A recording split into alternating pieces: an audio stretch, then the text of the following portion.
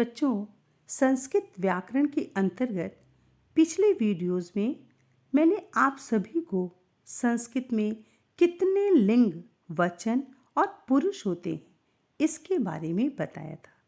साथ ही कारक, उनके चिन्ह और किस कारक के साथ किस विभक्ति के रूप का प्रयोग किया जाता है इसके बारे में चर्चा की थी। उसी क्रम में आगे बढ़ते हुए अब मैं आप सभी को प्रत्येक कारक के सूत्र के स्पष्टीकरण के साथ साथ उसके अंतर्गत आने वाले अन्य नियमों की भी जानकारी दूंगी, क्योंकि हिंदी वाक्यों का संस्कृत में अनुवाद करते समय यदि उन नियमों को ध्यान में नहीं रखा गया तो अनुवाद गलत हो सकते हैं। चलिए सबसे पहले कर्ता कारक के बारे में जानते हैं। बच्चों, पहला कारक होता है कर्ता कारक। कर्ता कारक का सूत्र है स्वतंत्र कर्ता, अर्थात कर्ता स्वतंत्र होता है। किसी भी क्रिया को स्वतंत्र रूप से करने वाला कर्ता कारक होता है। और कर्तरि प्रथमा, कर्ता में प्रथमा विभक्ति के रूपों का प्रयोग किया जाता है। कर्ता कारक का चिन्ह ने होता है और यह चिन्ह वाक्य में प्रायः लुप्त ही रहता है। बच्चों, ध्यान रखना होगा कि यदि कर्ता एक है तो प्रथमा विभक्ति के एक वचन का रूप लगेगा।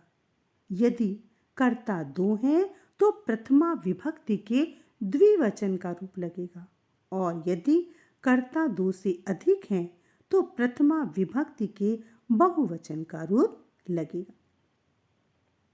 बच्चों, मैंने पिछले वीडियोस में बताया था कि 3 पुरुष होते हैं, प्रथम पुरुष, मध्यम पुरुष और उत्तम पुरुष। आपको हमेशा ध्यान रखना होगा कि मध्यम पुरुष यानी तुम दोनों, तुम सब, और उत्तम पुरुष यानी मैं, हम दोनों और हम सब, इन कर्ताओं को छोड़कर जितने भी कर्ता होते हैं उनके साथ वचन के अनुसार प्रथम पुरुष के क्रिया रूप ही प्रयुक्त होते हैं। यानी मध्यम पुरुष और उत्तम पुरुष को छोड़ करके सभी के साथ प्रथम पुरुष के क्रिया रूप लगते हैं, इसका ध्यान रखिएगा। जैसे इस उदाहरण में देखिए, राम पढ़ता है। यहाँ पर पढ़ने की क्रिया का कर्ता कौन है? राम। तो राम क्या हो गया? कर्ता कारक हो गया। और कर्ता कारक का एक वचन लगेगा क्योंकि राम अकेला है। एक वचन में राम का रूप होगा राम। राम क्या कर रहा है? पढ़ रहा है। तो पठ धातु के प्रथम पुरुष के एक वचन का रूप होगा पठति। अनुवाद हो जाएगा रामः पठति। मैं जाती हूँ। मैं की संस्कृत क्या होती है? अहम। और मैं, हम दोनों, हम सब के साथ कौन सा पुरुष लगता है? उत्तम पुरुष। उत्तम पुरुष का एक वचन का रूप लगेगा और हो जाएगा गच्छामि। मैं जाती हूँ, इसका संस्कृत में अनुवाद होगा अहम गच्छामि। वे सब हंसते हैं। वे सब, ये बहुवचन है। वे सब की संस्कृत होती है ते। और हंसते हैं, इसमें भी बहुवचन लगेगा। तो हस धातु के प्रथम पुरुष के बहुवचन में रूप होगा हसन्ति। वे सब हंसते हैं, ते हसन्ति। तो ये कर्ता कारक के नियम है।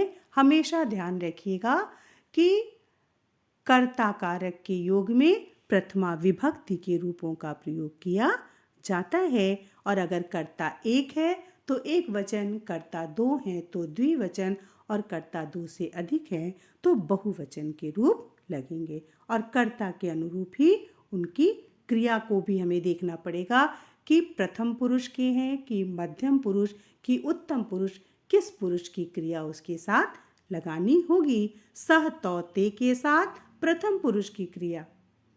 त्वम युवाम यूयम के साथ मध्यम पुरुष की क्रिया और अहम आवाम वयम के साथ उत्तम पुरुष की क्रिया का प्रयोग हम करते हैं। इसको याद रखेंगे तो आपका अनुवाद बहुत कुछ सही हो जाएगा। बच्चों, दूसरा कारक है कर्म कारक। कर्म कारक का सूत्र है कर्तुरीप्सित तमम कर्म, अर्थात कर्ता को जो ईप्सित यानी प्रिय और तमम माने सबसे अधिक, कर्ता को जो सबसे अधिक प्रिय होता है अथवा वाक्य के अंतर्गत जिस शब्द पर क्रिया का फल पड़ता है वह कर्म कारक होता है। अथवा ऐसे समझ लीजिए कि कर्ता अपनी क्रिया को पूरा करने के लिए जिसे सबसे अधिक पसंद करता है या चाहता है वह कर्म कारक होता है। कर्म कारक का चिन्ह को होता है। वाक्य में यह चिन्ह कभी कभी लुप्त हो जाता है, लेकिन चिन्ह के लुप्त होने की स्थिति में भी कर्मणि द्वितीया यानी कर्म में द्वितीया विभक्ति के रूपों का प्रयोग किया जाता है। जैसे इस उदाहरण में देखिए, बालक पुस्तक पढ़ता है। यहाँ पर बालक को पढ़ने की इस क्रिया में सबसे अधिक प्रिय क्या है? पुस्तक। इसलिए पुस्तक कौन सा कारक हो गया? कर्म कारक।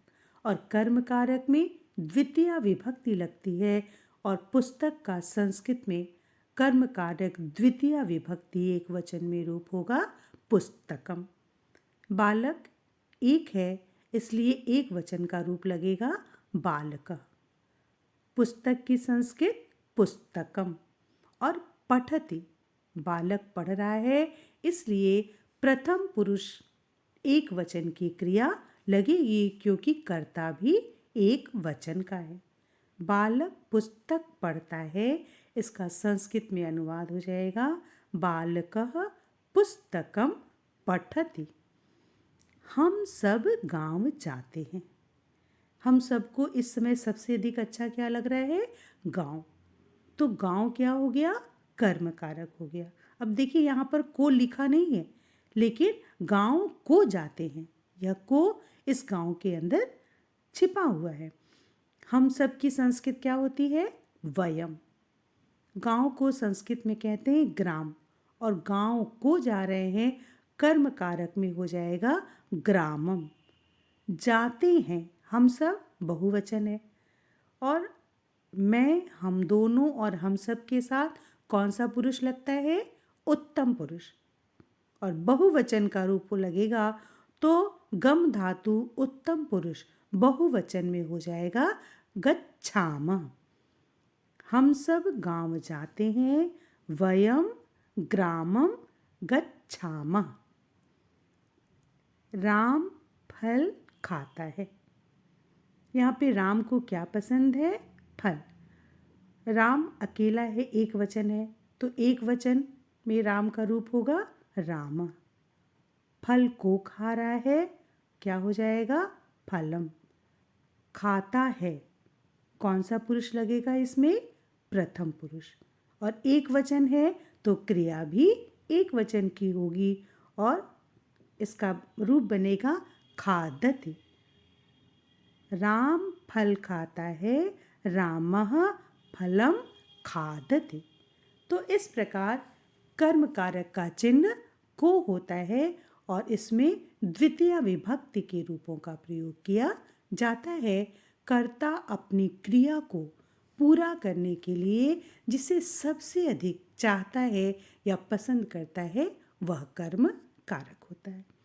अब इस कर्म कारक के अंतर्गत अन्य जो भी नियम है उसको हम अगले वीडियो में आप सभी को बताएंगे।